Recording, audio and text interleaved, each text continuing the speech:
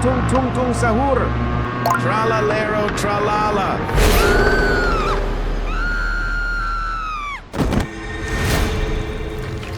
Ballerina cappuccina. It was one of those days where the air itself felt heavy. Deadlines, coffee jitters, and that migraine that never really goes away. I was exhausted, mentally fried, when I looked up from my screen and nearly screamed. Sam, my co-worker, was standing there smiling. Or something that used to be Sam. Usually pristine and polished. Today she looked like a puppet half alive. Her face was pale and waxy.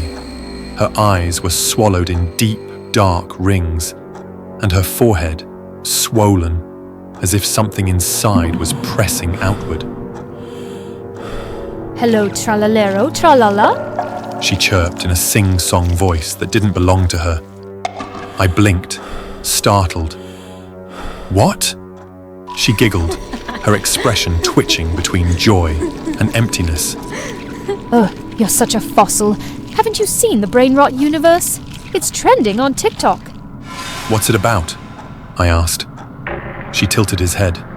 It's just brain rot. It doesn't mean anything. That's why it's perfect. And then she laughed, loud and broken, before walking away. I wish I could say that was the end of it. But it was only the beginning. The next day, more co-workers had the look. Sunken eyes, pale skin, puffy heads like overripe fruit. They wandered the office, muttering absurd phrases. It's tung tung tung sahur time. Do you want to try ballerina cappuccina? And every time they laughed together. Giggles like wind chimes in a hurricane. I didn't understand what was happening. I stopped getting Slack messages, emails, eye contact. No one spoke to me unless I repeated their nonsense. It was like they spoke a new language, and I was suddenly illiterate. Outside the office, it was worse. Random people on the street babbled the same phrases. Whole cafes filled with chuckling strangers, nodding at videos in silence. I felt like a relic, forgotten by time. And still, no one could tell me what brain rot actually was. I found out the hard way. On my way home from the supermarket, I saw a man standing under a flickering street lamp. He was laughing hysterically, phone in hand, eyes bloodshot. The air around him felt wrong. Then the screen of his phone glitched, and something crawled out. A creature, half smoke, half flesh, launched at his face. He screamed, tried to pull it off, but it clung like a parasite. I ran to help, but the thing was already latched onto his skull. He twisted, convulsed. The creature breathed, pulsing like it was drinking him, siphoning blood, thoughts, sanity. When it was done, he collapsed. And then he rose, grinning. Liri lilarila, cappuccino assassino. He said softly. I stumbled back, shaking. That was the moment I realized brain rot was real, not just a trend, a parasite spreading like a virus, using content as its doorway. After that night, I saw it everywhere. People collapsed at work. Some clawed at their heads, trying to peel the creature off as it wriggled under their scalp. I tried CPR on one guy, but the monster had already sucked out whatever made him human. It slipped out of him with a wet hiss and vanished, like smoke dissolving in sunlight. The doctor later said he'd suffered a stroke, that his brain had deteriorated from overuse, lack of sleep, screen exposure. His brain had literally rotted. Brain rot. I tried to defend myself. I deleted all my apps, locked my phone away, covered my windows, but it didn't matter. The brain rot videos no longer needed your permission. They played in waiting rooms, office lobbies, subway ads. Sometimes I could hear the audio before I even saw a screen echoing in the back of my skull.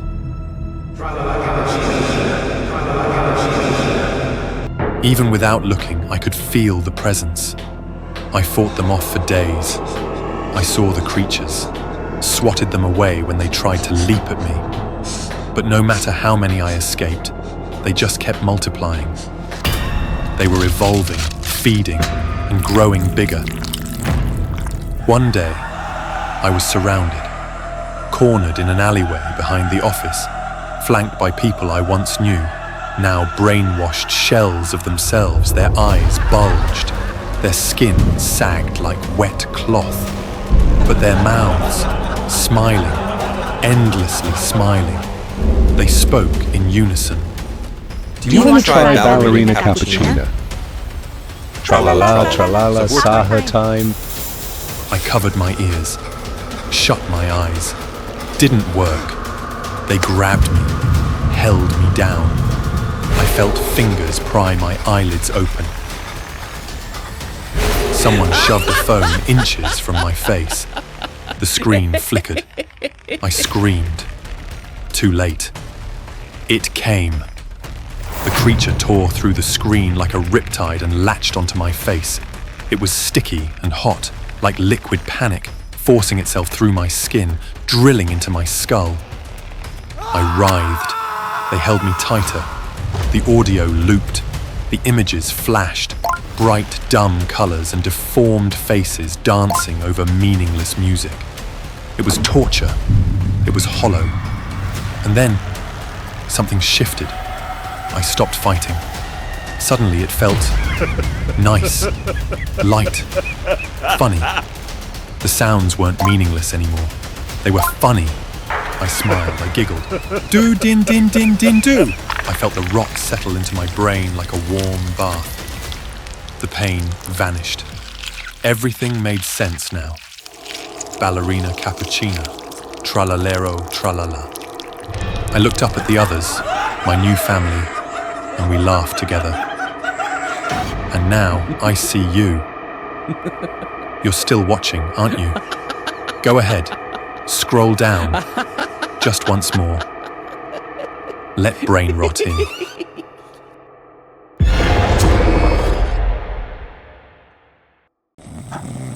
No! I don't want to eat sahur!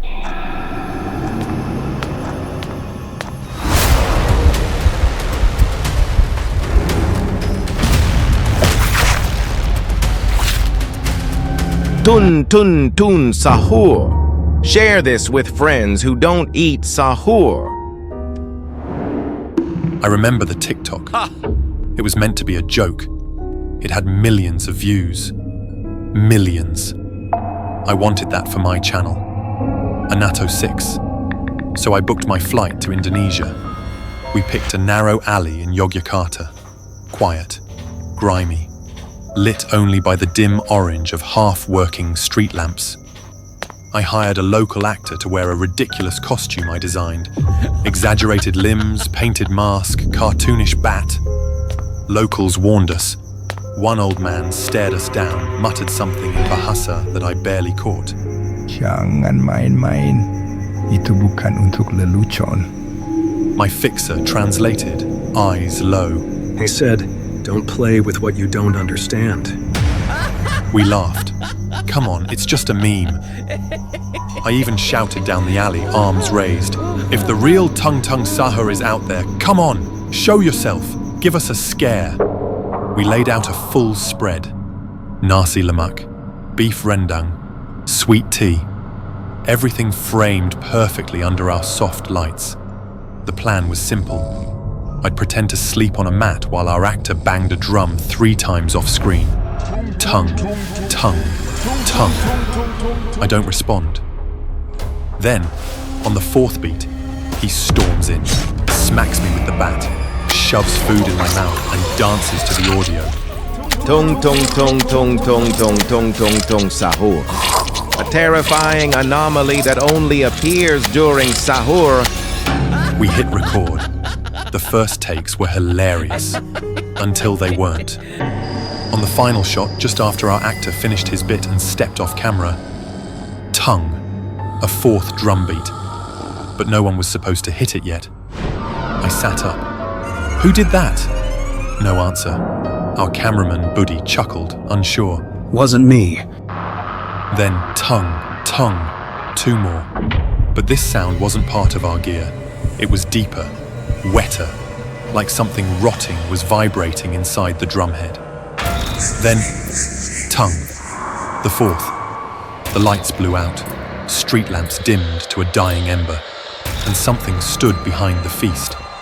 It was not our actor. This thing was taller, broader. Its mask wasn't foam, it was real wood, rotting and splintered. The bat in its hand wasn't fake. It was gnarled, heavy and stained with something dark. We froze. I tried to laugh. Okay, who's messing with us? But my voice cracked. Buddy stepped forward. I'm checking this out.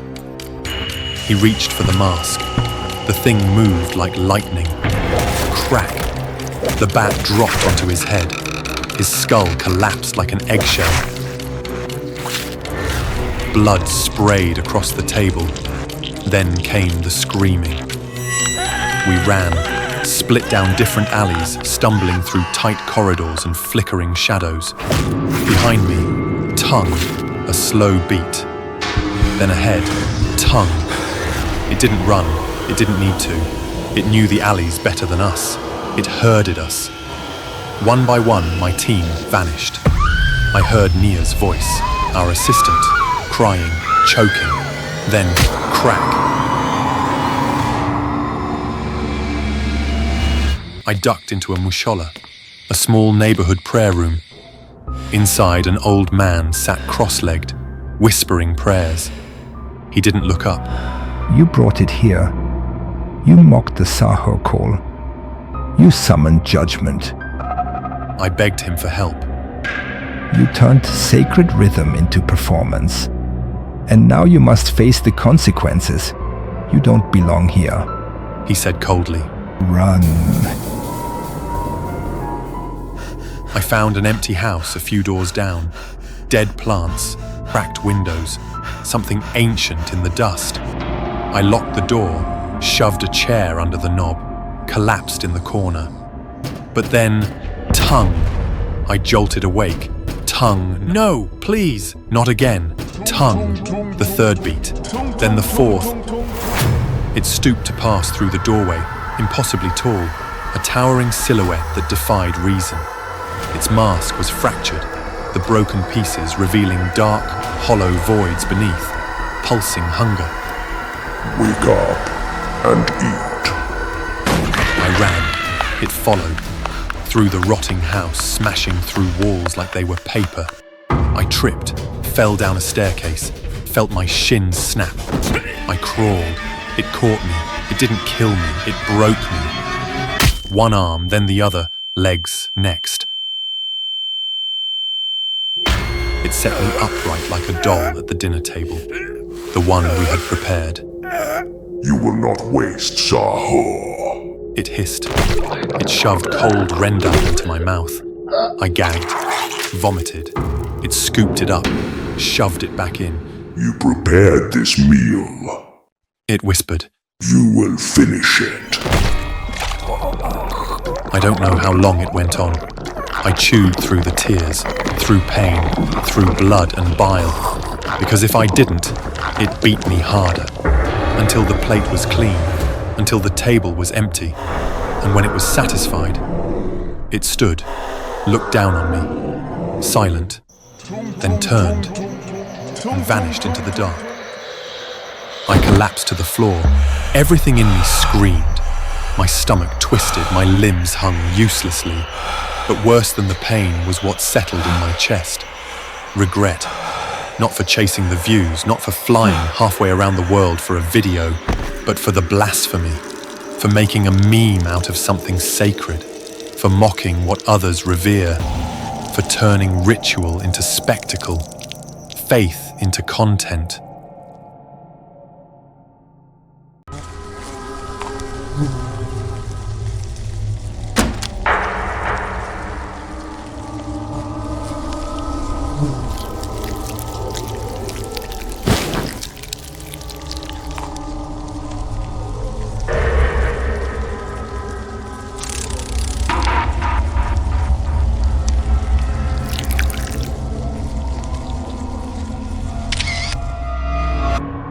When I matched with Shelby, I thought I'd found someone truly special.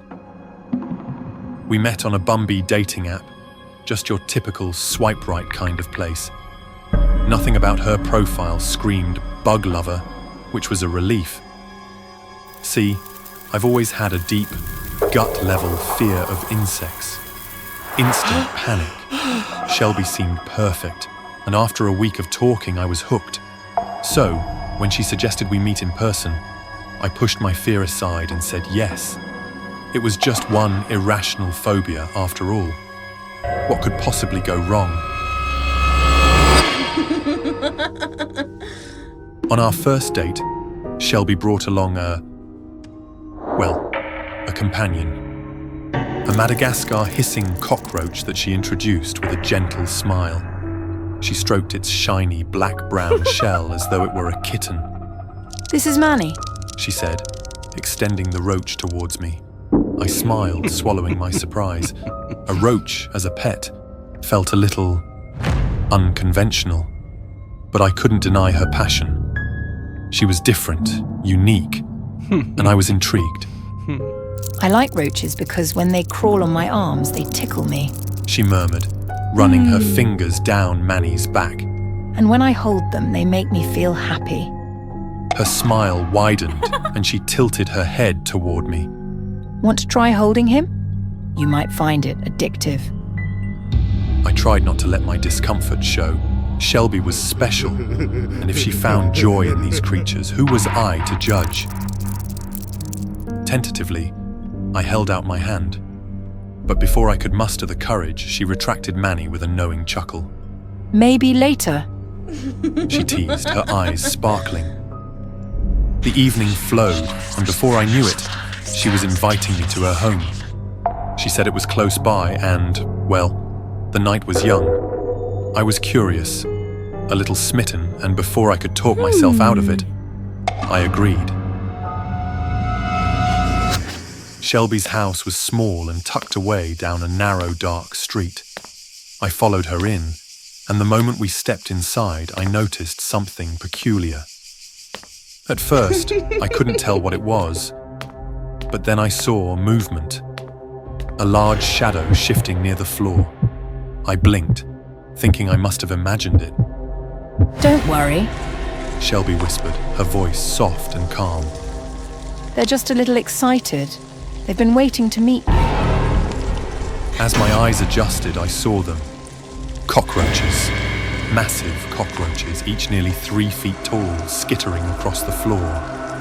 Some even stood on their hind legs, chittering in a way that sounded almost like laughter. Shelby walked forward and petted one of them, like it was her pet dog. It shuddered under her touch, its body quivering in what looked disturbingly like affection.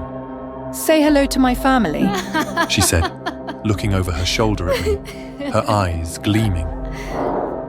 Family? I stammered, inching back as one of the cockroaches leaned toward me, its antennae twitching. The sight of its segmented body, its cold, gleaming eyes, sent a chill down my spine. I fought the urge to flee. Shelby reached out, taking my hand. Her grip was surprisingly strong. Come on, they're friendly, she said, her tone soothing yet oddly commanding. She guided me into her bedroom, where the scene only grew more grotesque. Her bed was covered in them, hundreds of cockroaches of all sizes, crawling over each other in a sea of writhing bodies. With a contented sigh, Shelby lay down on the bed, letting them swarm over her, their legs and antennae moving in a strange rhythm as if massaging her. She looked at me with a smile of pure satisfaction, patting the bed beside her. Lie down with me, she urged. You'll feel them relax you. It's like a massage. I wanted to leave. Every nerve in my body screamed at me to run, but her eyes held me captive, and something about her confidence, her sheer conviction, made me feel almost compelled to stay. Trembling, I lowered myself onto the bed, and the instant I touched it, the cockroaches began crawling up my arms and legs, their tiny legs prickling my skin. I clenched my jaw, trying to hold still.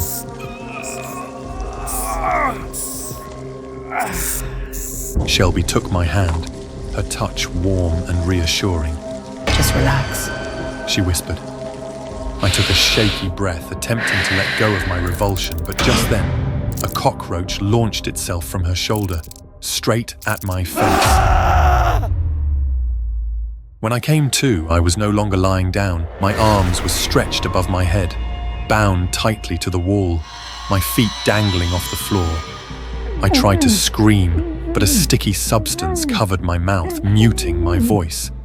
Shelby stood across from me, clapping her hands in delight. Oh, you're awake! Welcome to Shelby's amazing cockroach show. My mind reeled as she put the helmet into the roaches, then grinned like a showman ready to begin an act. For our first trick, she announced, we're going to launch Manny here through a hoop of fire, right onto our star. Ron! No! I tried to scream, but it came out as a muffled grunt. I watched in horror as she placed Manny, the giant cockroach, into the cannon, lit a small flame in front of it, and with a loud boom, Manny shot through the air, passing through the ring of fire and landing on my face. Its legs scratched my skin as it clung to me, its cold, slimy body pressing against me. Shelby laughed, a wild, gleeful sound. Let's see how many more we can fit. One by one, she loaded cockroach after cockroach into the cannon, firing them at me with sadistic glee.